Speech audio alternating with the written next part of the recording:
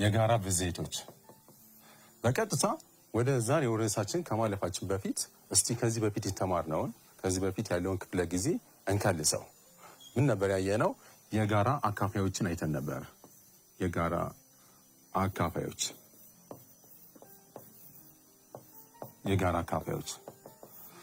አንድ ሙሉ ቁጥር ለሁለት ወይም ለሶስት ከዛ በላይ ለሆኑ ቁጥሮች አካፋይ ከሆነ ያ ሙሉ ቁጥር ምን ተብሎ ይጠራል? የጋራ አካፋዮች ብለን እንጠራዋለን። የጋራ አካፋይ ነው ማለት ነው።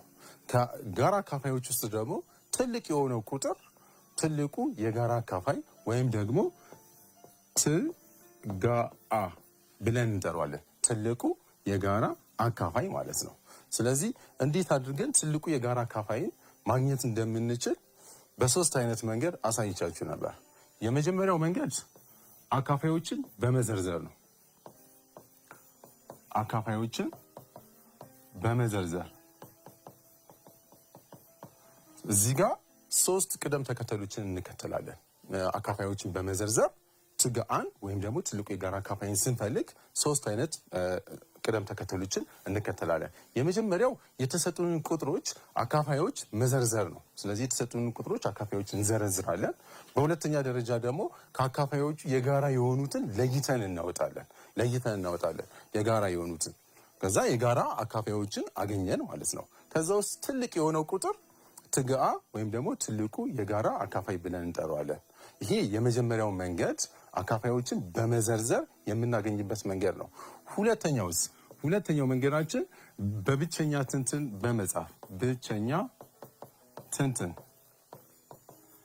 ትንትንን በመጠቀም ትጋአን ወይም ደግሞ ትልቁ የጋራ አካፋይን ማግኘት እንችላለን። ሶስት ቅደም ተከተሎች አሉት። ይሄ የመጀመሪያው ቅደም ተከተል የተሰጡን ቁጥሮች በብቸኛ ትንትን ማስቀመጥ ነው። በብቸኛ ትንትን እናስቀምጣለን። ከዛስ የጋራ የሆነውን ለይተን እናወጣለን። ግን የጋራ የሆነውን ለይተን ስናወጣ ትንሽ ርቢ ያለውን መርጠን ነው የምንወስደው ማለት ነው። የተለያዩ ርቢዎች ሊኖሩን ስለሚችሉ ትንሽ ርቢ ያለውን መርጠን እንወስዳለን። ከዛ ሶስተኛው ቅደም ተከተላችን የሚሆነው በሁለተኛ ቅደም ተከተል ላይ ያገኘናቸውን የመረጥናቸውን ቁጥሮች ማባዛት ነው ማለት ነው። ስናባዛ ትልቁ የጋራ አካፋይን ማግኘት እንችላለን። እኔ አሁን የምመክራችሁ አካፋዮችን በመዘርዘር ትልልቅ ቁጥሮች ሲሰጠን ሊያደክመን ይችላል። ስለዚህ ምንን ተጠቅመን ብንሰራ የተሻለ ነው? ብቸኛ ትንትንን በመጠቀም ብንሰራ በቀላሉ ማግኘት እንችላለን። ሶስተኛው መንገድ ደግሞ በማካፈል ዘዴ በመጠቀም ነው። በማካፈል ዘዴ ተጠቅመን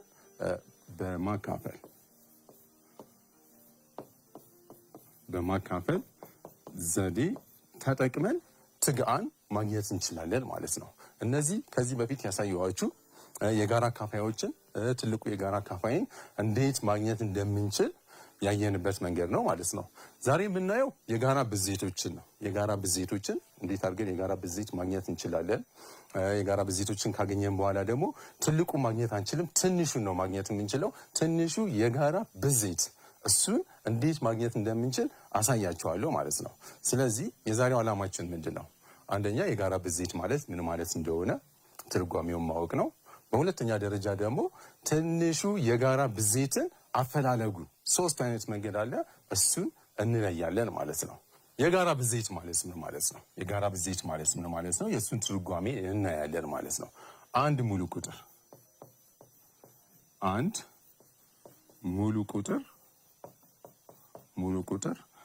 ብዜቱ የሁለት ወይም ከዚያ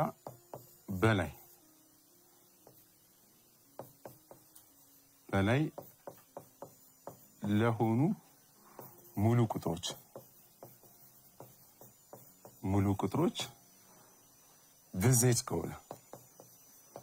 ብዜት ከሆነ ሙሉ ቁጥሩ የጋራ ብዜት ብለን እንጠራዋለን። የጋራ ብዜት ተብሎ ይጠራል። ስለዚህ የጋራ ብዜት ማለት ምን ማለት ነው? አንድ ሙሉ ቁጥር ለሁለት ወይም ደግሞ ከዛ በላይ ለሆኑ ቁጥሮች ብዜት ከሆነ የጋራ ብዜት ብለን እንጠራዋለን። ስለዚህ ብዜትን ስንዘረዝር ማለቂያ ስለሌለው ትንሹን ነው ማወቅ የምንችለው። ከዜሮ ውጭ ያለ ትንሹን፣ ዜሮ የማንኛውን ቁጥር ብዜት ስለሆነ ዜሮን አስወግደን ከዛ ውጭ ያለውን ቁጥር ነው የምናየው። ከነዚህ ከጋራዎች ውስጥ ትንሽ የሆነው ከጋራ ብዜት ውስጥ ትንሽ የሆነው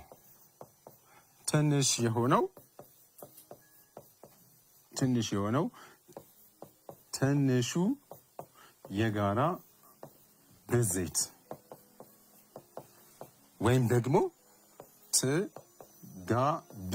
ትጋብ ብለን እንጠራዋለን ማለት ነው። ስለዚህ ትጋብ ማለት ምን ማለት ነው? ትንሹ የጋራ ብዜት። አሁን እንዴት አድርገን ትንሹ የጋራ ብዜትን ማግኘት እንችላለን? ያው የጋራ ብዜቶችን ከዘረዘርን በኋላ ትንሽ የሆነውን ቁጥር እንዴት ማግኘት እንችላለን? 3 አይነት መንገዶችን አሳያቸዋለሁ። 3 አይነት መንገዶችን ነው የምናየው።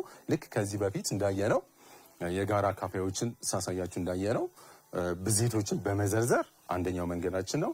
ብቸኛ ትንትንን በመጠቀም ሁለተኛ መንገዳችን ነው። ሶስተኛው ደግሞ አካፋይን በመጠቀም የማካፈል ዘዴን በመጠቀም ትንሹ የጋራ ብዜትን ማግኘት እንችላለን ማለት ነው። ስለዚህ እዚህ ጋር ያለውን ትርጓሜ ከተረዳ ነው ወደ ምሳሌ እንሄዳለን ማለት ነው። ምሳሌ እሰራላችኋለሁ። እሺ ምሳሌ እንውሰድ።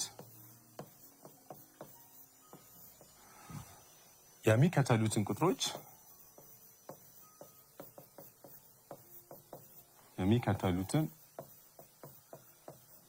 ቁጥሮች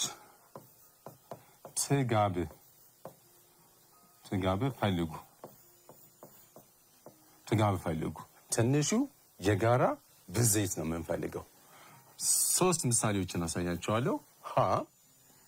የ5ንና የ10ን ትንሹ የጋራ ብዜት እንዴት አድርገን ማግኘት እንችላለን? ከነዚህ ቀለል ካሉ ቁጥሮች እንጀምርና 3 ቁጥሮች ሲሆኑ እንዴት አድርገን እንሰራለን የሚለውን አሳያቸዋለሁ። ስለዚህ 3 አይነት መንገድ አለ ብያቸዋለሁ። የመጀመሪያው መንገዳችን ብዜትን በመዘርዘር የምናገኝበት ነው። ብዜትን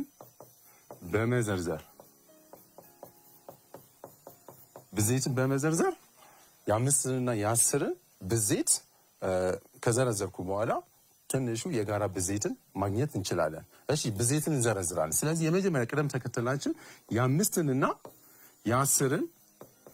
የ10ን የጋራ ብዜቶችን መዘርዘር ነው። ስለዚህ የ5 ብዜቶች እነማን ናቸው? ብዜት ስንል የተሰጠን ሙሉ ቁጥር በ1 በ2 በ3 እያባዛው እዘረዝራቸዋለሁ ማለት ነው። 0 የማንኛውም ቁጥር ብዜት ስለሆነ እሱን እንዘለዋለን። ከዜሮ ውጭ ያሉትን ነው የምናየው ማለት ነው። ትጋብም ስንፈልግ ከዜሮ ውጭ ያለውን ትንሹን ቁጥር ነው የምንፈልገው። ስለዚህ የ5 ብዜቶች እነማን ናቸው? 5ን በ1 አባዘዋለሁ፣ 5 ይሰጠኛል። 5ን በ2 እናባዘዋለን፣ 10 እናገኛለን። 5 በ3 ስለዚህ 5ን በ1 በ2 በ3 በ4 እያደረግኩ እያባዛው እየዘረዘርኩ ይሄዳለሁ ማለት ነው። እዚህ ማገኛቸው ቁጥሮች የ5 ብዜቶች ናቸው ማለት ነው። እሺ 5ን በ1 ሳባዛ 5 ሰጥቶኛል። በ2 ሳባዛ 10 አግኝተናል። በ3 እናባዛ 15 20 25 30 35 እያለ ይሄዳል ማለት ነው። ብንዘረዝረው ማለቂያ የለውም። የተወሰኑትን ካወቅን ይበቃናል ማለት ነው እዚህ ጋር። እሺ የ10 ብዜቶችስ ቅድም እንደነገርኳችሁ 10ን በ1 አባዛዋለሁ፣ 10 ይሰጠኛል። በ2 እናባዛዋለን 20 በ3 30 40 50 እያለ ይቀጥላል። እንደዚህ እያለ ይቀጥላል። አሁን ትንሹን ስለሆነ እኛ የምንፈልገው የጋራ የሆኑት ከታየን ማቆም እንችላለን ማለት ነው። ስለዚህ ብዜትን በመዘርዘር ስንጠቀም 3 አይነት ቅደም ተከተላለን ብያቸዋለሁ። የመጀመሪያው ብዜቶችን መዘርዘር ነው። ሁለተኛው የጋራ የሆኑትን ማውጣት። የጋራ ብዜቶች ቅድም እዛ ጋር እንደነገርኳችሁ የጋራ ብዜት ምን ማለት እንደሆነ ነግሬያቸዋለሁ። ሁለቱም ጋር የጋራ የሆነውን ለይቶ ማውጣት ማለት ነው። እዚህ ጋር እንደምታዩት 10 ሁለቱም ጋር አለ። ስለዚህ 10ን እወስዳለሁ። 20 እዚህም 20 አለኝ፣ 20 ይወሰዳል። ሌሎች ቁጥሮችንም ማግኘት እንችላለን። 30 እዚህ ዘርዝር ያለው እዚህ ጋርም 30 አለ። እንዲህ እያለ ይቀጥላል ማለት ነው። ማቆሚያ የለውም። ሌሎች ቁጥሮችንም እናገኛለን። ሌሎች ቁጥሮችንም ማግኘት እንችላለን። እሺ ጥሩ። ከነዚህ ቁጥሮች ውስጥ ትንሽ የሆነ የትኛው ነው? ከዜሮ ውጭ ብያቸዋለሁ። ትንሽ የሆነው 10 ነው። ስለዚህ ብ የ5 እና የ10 ውጤቱ ስንት ይሆናል? 10 ነው ማለት ነው። 10 ነው። አሁን እዚህ ያሳየኋችሁ ብዜትን በመዘርዘር የምናገኝበትን መንገድ ነው ማለት ነው።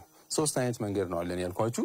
ብዜትን በመዘርዘር፣ ብቸኛ ትንትንን በመጠቀም፣ የማካፈል ዘዴን በመጠቀም ትጋብን ማግኘት እንችላለን ማለት ነው። ይሄ መንገድ ግን ትልልቅ ቁጥሮች በሚኖሩበት ሰዓት ብዜቶቹን እንደዚህ ዘርዝረን የጋራ ለማውጣት ጊዜ ይወስድብናል። ስለዚህ ለቀጣይም ክፍል እንዲረዳችሁ ትንሹ የጋራ ብዜት በብቸኛ ትንትን መዘርዘር፣ በብቸኛ ትንትን ተጠቅመን ትጋብን የምንፈልግበትን መንገድ ብዙ ጊዜ ማዳበር አለባችሁ ማለት ነው። ወይም ደግሞ የማካፈል ዘዴን በመጠቀም አሁን ቀጥሎ ይህንኑ ጥያቄ በምን አሳያችኋለሁ? ብቸኛ ትንትንን በመጠቀም እንዴት አድርገን መስራት እንደምንችል እናያለን ማለት ነው። ሁለተኛው መንገድ በብቸኛ ትንትን በመጠቀም ብቸኛ ትንትንን በመጠቀም ትጋብን ማግኘት እንችላለን። 3 ቅደም ተከተሎች አሉ። 3 ቅደም ተከተሎች። አንደኛው የመጀመሪያው የተሰጡን ቁጥሮች በብቸኛ ትንትን ማስቀመጥ ነው። አሁን እዚህ የተሰጠን ቁጥር ማን ነው? 5 ራሱ ብቸኛ ቁጥር ስለሆነ ከዚህ በፊት ባለው ስላሳየኋችሁ ብቸኛ ቁጥሮች 2፣ 3፣ 5፣ 7 የመሳሰሉት ቁጥሮች ስለሆኑ 5 ብቸኛ ቁጥር ነው። ስለዚህ 5 ራሱን 5 ብዬ አስቀምጠዋለሁ ማለት ነው። ቀጥሎስ 10ን በብቸኛ ትንትን እናስቀምጠዋለን። ከዚህ በፊት ባለ ክፍለ ጊዜ አሳይቻቸዋለሁ። 10ን ለ2 ስናካፍለው 5 ይሰጠናል። 5 ደግሞ ብቸኛ ትንትን ስለሆነ ብቸኛ ቁጥር ስለሆነ 2 ሲባዛ በ5 አድርጌ አስቀምጠዋለሁ ማለት ነው። የመጀመሪያው ቅደም ተከተላችን የተሰጡን ቁጥሮች በብቸኛ ትንትን ማስቀመጥ ነው። እዚህ ጋር አሁን አስቀምጬ ጨርሻለሁ ማለት ነው። ሁለተኛ ምንድነው የሚሆነው?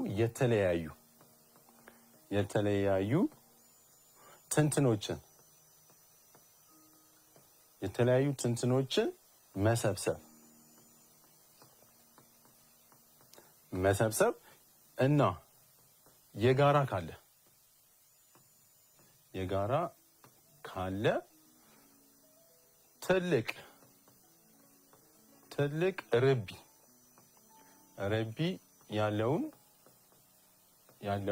መምረጥ። ስለዚህ ሁለተኛው በጣም ወሳኙ ነው ማለት ነው ለአሰራራችን። የተለያዩ ትንትኖችን እንሰበስባለን። የጋራ የሚኖረን ከሆነ ደግሞ ከጋራ ውስጥ ትልቅ ርቢ ያለውን እመርጣለሁ ማለት ነው። አሁን እዚህ ጋር 5 አለኝ፣ እዚህም 5 አለ። ተመሳሳይ ናቸው። ርቢያቸውም አንድ አይነት ስለሆነ አንዷን እመርጣታለሁ ማለት ነው። አንዷን 5 እመርጣለሁ። እዚህ ጋር 2 አለ፣ እዚህ ጋር ግን የለም ብለን አንተውም፣ እንወስደዋለን። በምን ጊዜ? ትንሹ የጋራ ብዜት በምንፈልግበት ጊዜ። ትልቁ የጋራ አካፋይ ስንፈልግ አይወሰድም ነበር፣ የጋራ ነበር የምንወስደው። አሁን ትንሹ የጋራ ብዜት በሚወሰድበት ጊዜ ግን ይወሰዳል ማለት ነው። የተለያዩ ትንትኖችን ነው የምንሰበስበው። ስለዚህ 2 እዚህ ጋር አለ፣ እዚህ የለም ተብሎ አይቀርም፣ ይወሰዳል። ስለዚህ ምን አደርጋለሁ? 2 እንወስዳታለሁ። ሶስተኛው ቅደም ተከተላችን የሚሆነው እዚህ ጋር ያገኘኋቸውን ሁለተኛ ቅደም ተከተል ላይ ያገኘሁትን ቁጥር ማባዛት ነው። ስለዚህ ምንድን ነው የምናደርገው? ስለዚህ ትንሹ የጋራ ብዜት የ5 እና የ10 ውጤቱ ስንት ይሆናል?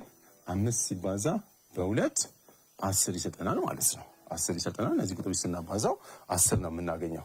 አያችሁ፣ ቅድምም በሰራው ዘዴ በመዘርዘር መንገድም ስንሰራ 10 ነበር ያገኘ ነው። አሁንም ደግሞ ተመሳሳይ አይነት ውጤት ነው ማለት ነው ያገኘ ነው።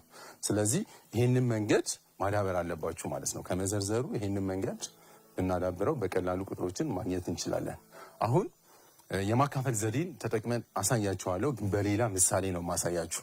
ይሄ ምሳሌ ይበቃንና አንድ ሌላ ተጨማሪ ምሳሌ እናያለን። ምሳሌ ለን እንውሰድ። 12 16 እና 20 እንውሰድ። የ12 የ16 እና የ20 ሶስት ቁጥሮች አሉ። የእነዚህ ትንሹ የጋራ ብዜት አፈላለጉን እናያለን ማለት ነው። ቅድም እንደነገርኳችሁ በመዘርዘር መንገድ መስራት እንችላለን፣ ግን ትኩረት አድርገን የምንሰራው ብቸኛ ትንትንን በመጠቀም እና ደግሞ የማካፈል ዘዴን በመጠቀም አሳያቸዋለሁ። አሁን በብቸኛ ትንትን ልስራላችሁና የማካፈል ዘዴን ደግሞ ተጠቅመን አሳያቸዋለሁ። እሺ በብቸኛ ትንትን በመጠቀም እንዴት አድርገን የእነዚህን ቁጥሮች ትጋብን መፈለግ እንችላለን? እሺ የመጀመሪያው ቅደም ተከተላችን ቅድም እንደነገርኳችሁ ምንድን ነው ያልኳችሁ የ12ን የ16ን እና የ20ን ብቸኛ ትንትን መዘርዘር ነው። የ12 በሁለት እናካፍለዋለን፣ 6 ይሰጠናል። 6 በሁለት ይካፈላል፣ 3 እናገኛለን። ስለዚህ እነዚህ ሶስቱም ቁጥሮች እዚህ ጋር ያሉት ቁጥሮች እንዳለ ብቸኛ ቁጥሮች ስለሆኑ ስንት ሁለቶች አሉ? ሁለት ሁለቶች አሉ። 2 ርቢ 2 ሲባዛ በ3 የ12 ብቸኛ ትንትን ነው። 16ንም እንዲሁ አድርጌ አስቀምጠዋለሁ። በ2 8 አገኛለሁ። 8 በ2 4 ነው። 4 በ2 ስናካፍለው 2 ይሰጠናል። እዚች ጋር ያለችው 2 ብቸኛ ቁጥር ስለሆነች ጨረስኩ ማለት ነው። 2 2 2 2 አለን። 2 ርቢ 4 አለን ማለት ነው። የ20ስ 20ን እንደዚሁ ለሁለት አካፍለዋለሁ። 10 አገኛለሁ። 10 በ2 5 ነው። 5 ብቸኛ ትንትን ስለሆነ ጨረስን ማለት ነው። ስለዚህ 2 ሲባዛ በ2 2 ርቢ 2 ነው። ሲባዛ በስንት? በ5 የ20 ብቸኛ ትንትን ነው ማለት ነው። አሁን የመጀመሪያውን ቅደም ተከተል ጨረስን። የተሰጡንን ቁጥሮች በብቸኛ ትንትን ማስቀመጥ። እሺ ሁለተኛው ቅደም ተከተላችንስ የጋራ የሆነውን እንወስዳለን። የጋራ የሆነው ትልቅ ርቢ ያለውን ግን የተለያዩ ትንትኖችን ነው የምንወስደው። የተለያዩ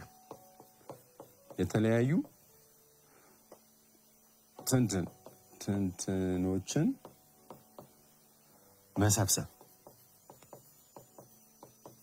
መሰብሰብ የጋራ ካለ ትልቅ ረቢ ያለውን መውሰድ። እቺ ሁለተኛው ቅደም ተከተል ላይ ጥንቃቄ ማድረግ አለባችሁ ማለት ነው። እሺ አሁን እዚህ ውስጥ 3 ሌላ ቦታ የለም። ስለዚህ የተለያዩ ትንትኖችን ስለሆነ መወስደው 3 እንወስዳለሁ። 2 አለኝ።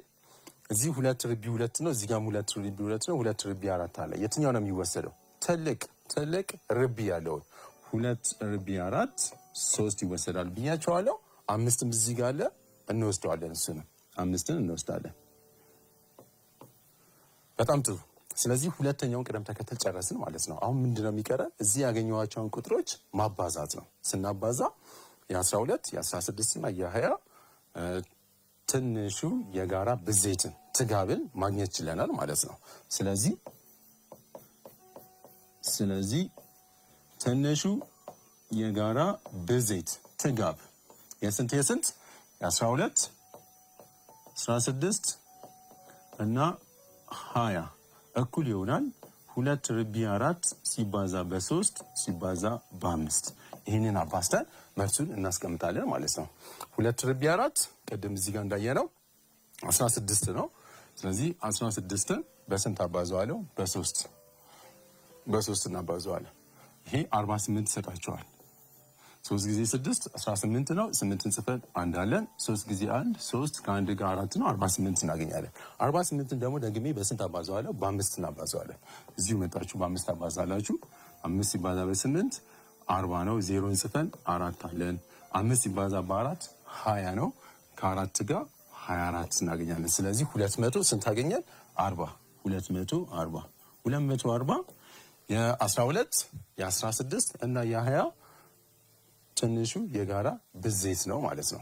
አሁን በመዘርዘር ሰርተነውስ ቢሆን ነበር። አያችሁ የ12ን 240 እስከሚሆን ድረስ ብዜቱን ልዘረዝር ነው ማለት ነው። የ16ንም እንደዛው የ20ንም እንደዛው 240 እስከሚሆን ድረስ እንዘረዝራለን ማለት ነው። ይሄ ደግሞ አድካሚ ነው የሚሆንብን። ስለዚህ የትኛውን ዘዴ እንድትጠቀሙ ነው የሚመክራቸው። አሁንም ደጋግሜ ብቸኛ ትንትን ተጠቅመን ትጋብን ማግኘት እንችላለን ማለት ነው። በጣም ጥሩ። አሁን ቀጣይ ምንድን ነው ማሳያችሁ የማካፈል ዘዴን ተጠቅመን ትጋብን ማግኘት እንችላለን። ሌላ አይነት ዘዴ ማለት ነው። እሱን እናያለን። አሁን የማካፈል ዘዴ በመጠቀም መልሳችን እዚህ ጋር እንዳትረሱ 240 ይመጣልን። 240 የማካፈል ዘዴን በመጠቀም የማካፈል ዘዴ በመጠቀም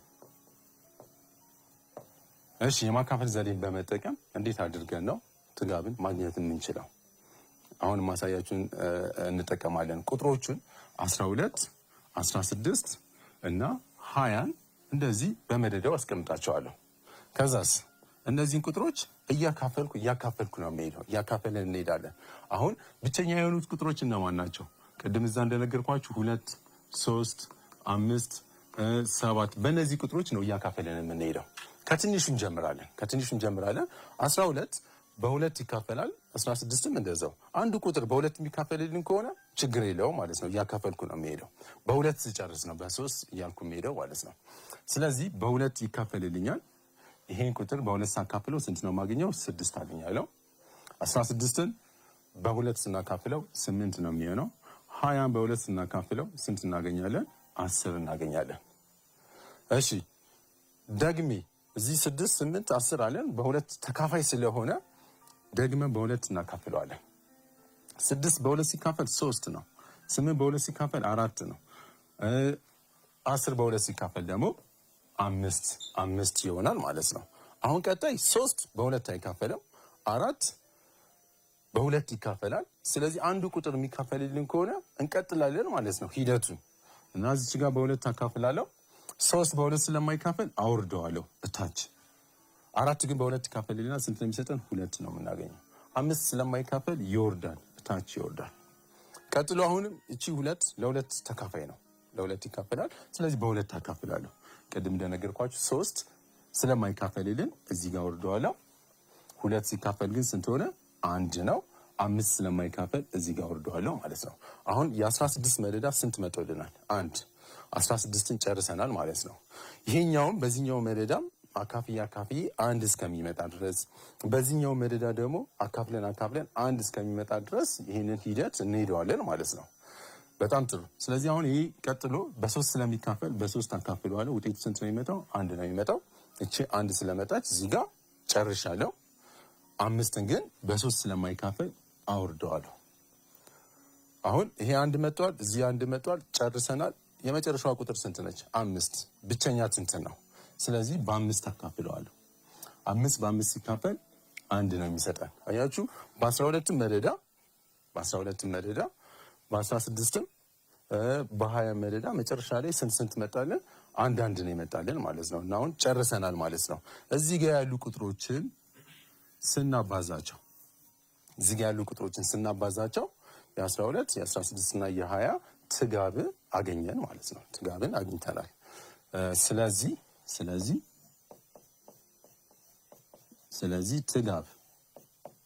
ትጋብ 12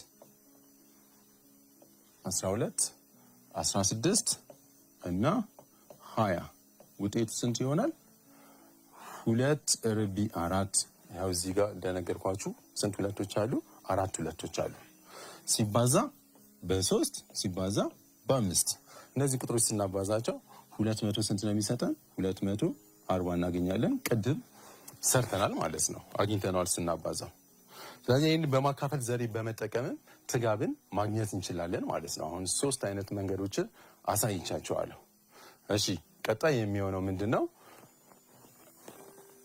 እነዚህን 2 መንገዶች በመጠቀም የእነዚህን ቁጥሮች ትጋብ የቤት ስራ ነው የምሰጣችሁ። የቤት ስራ የሚከተሉትን ቁጥሮች ያው እዚህ ጋር አስቀምጨዋለሁ። እነዚህን ቁጥሮች ትጋባቸውን ትፈልጋላችሁ ማለት ነው። የ24 የ40 እና የ7 ምንም በመጠቀም ብቸኛ ትንትንን በመጠቀም እንደገና ደግሞ የማካፈል ዘዴን በመጠቀም የ24ን የ40ን እና የ7 ትንሹ የጋራ ብዜት ትፈልጋላችሁ ማለት ነው።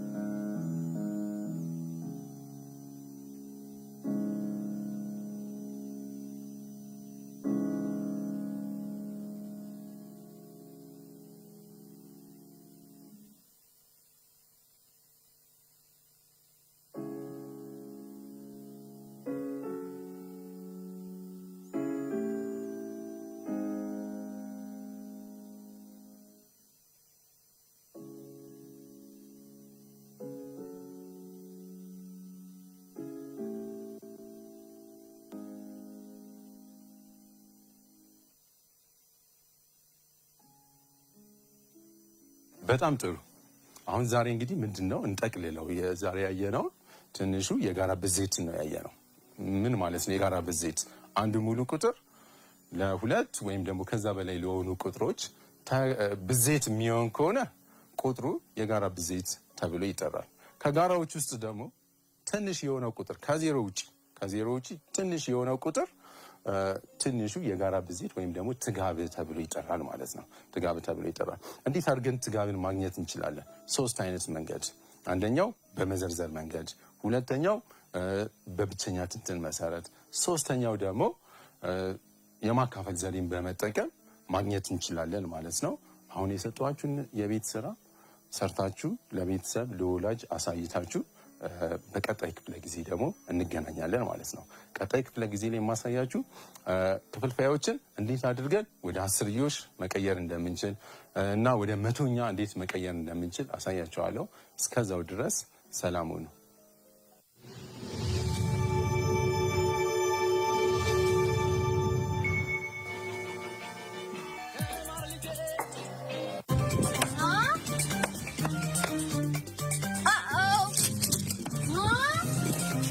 Wendy!